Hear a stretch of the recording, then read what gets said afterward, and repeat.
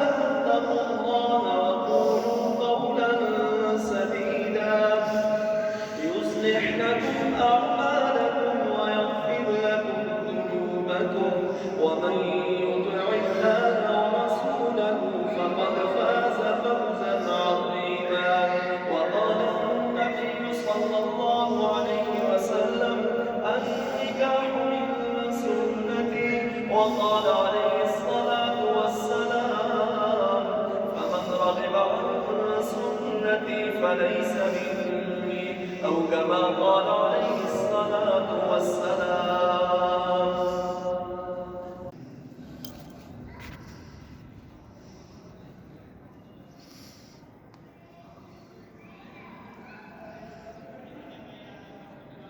محمد عمر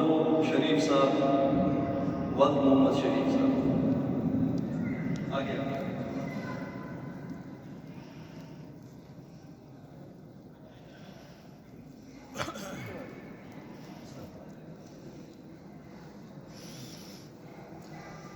محمد عمر شریف صاحب، وقت محمد شریف صاحب، آپ جبیریہ عمر جو آپ کی صاحبزادی ہے ان کی طرف سے آپ خود وکیل مقرر ہوئے ہیں۔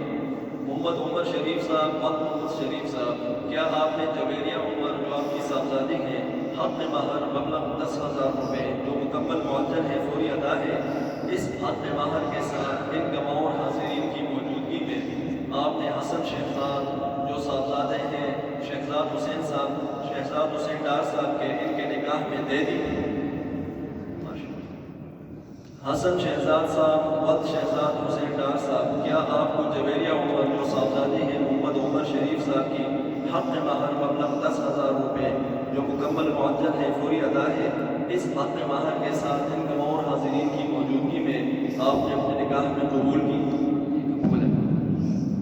دعا کرو۔ پڑھنا یا اللہ حضور صلی اللہ علیہ وسلم کے فرمان کے مطابق مسجد میں ہم نے یہ نکاح پڑھا، یا اللہ اس میں تمام برکت عطا فرما، یا اللہ تمام عافیت عطا فرما، یا اللہ جانبین میں اتفاق، اتحاد، محبت اور الفت عطا فرما، یا اللہ جانبین کو تمام شرور و فتن سے نجات عطا فرما،